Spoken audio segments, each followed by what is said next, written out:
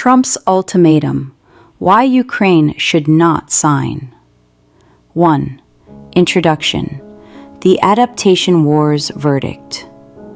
The war in Ukraine is no longer simply a war of attrition, nor a drone versus artillery contest. According to General Mick Ryan, it has evolved into an adaptation war, a struggle in which the decisive factor is the speed of learning and the ability to transform technology, industry, and command structures.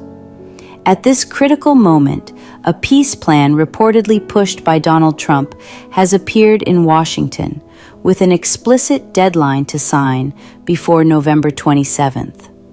So the key question is strategic, not ideological. Do the realities of the battlefield make this plan viable? Should Ukraine sign now? Will Ukraine sign at all? 2. The Adversary Bloc, a connected knowledge market.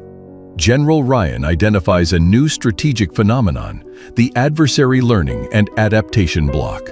This network links Russia, China, Iran, and North Korea, forming a connected knowledge market where, when one member learns, they all can learn. Examples of shared learning. Russia-Iran. Iran delivers thousands of Shahd, Jiran-2 drones.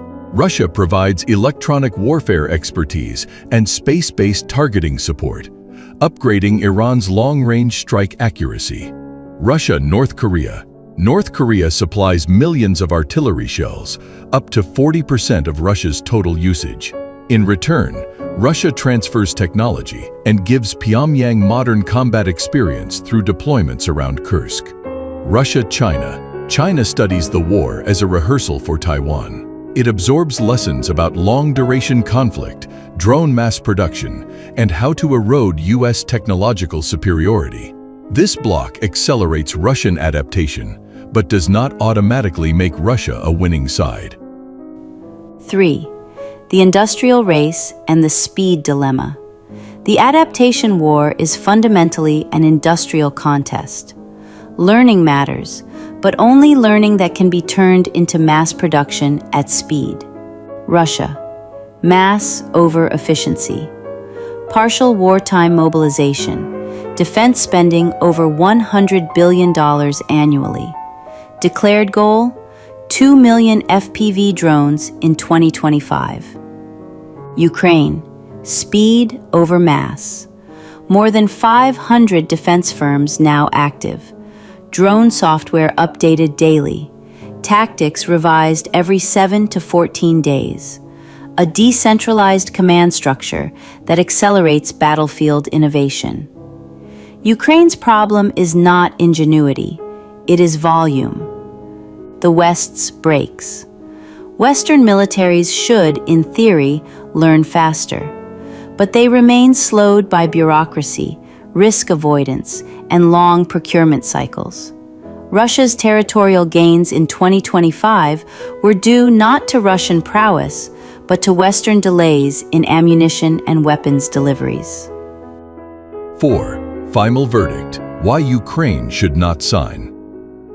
A. Should Ukraine sign Trump's plan? No. Based strictly on Ryan's analysis, Russia gained only 4,300 square kilometers in 2025, a negligible result for enormous losses.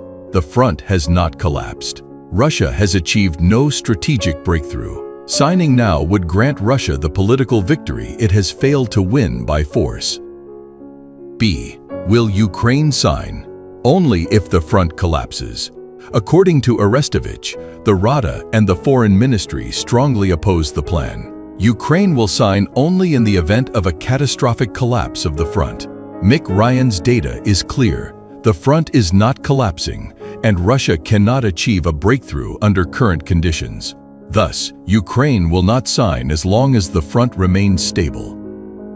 C. The consequence of adaptation.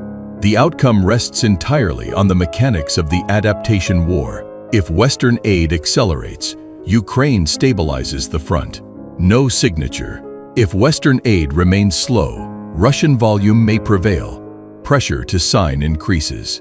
The real judge is not diplomacy in Washington, but the objective military situation. And the final question is stark. Will Western democracies overcome their own bureaucratic breaks and match the speed that Ukraine needs to survive?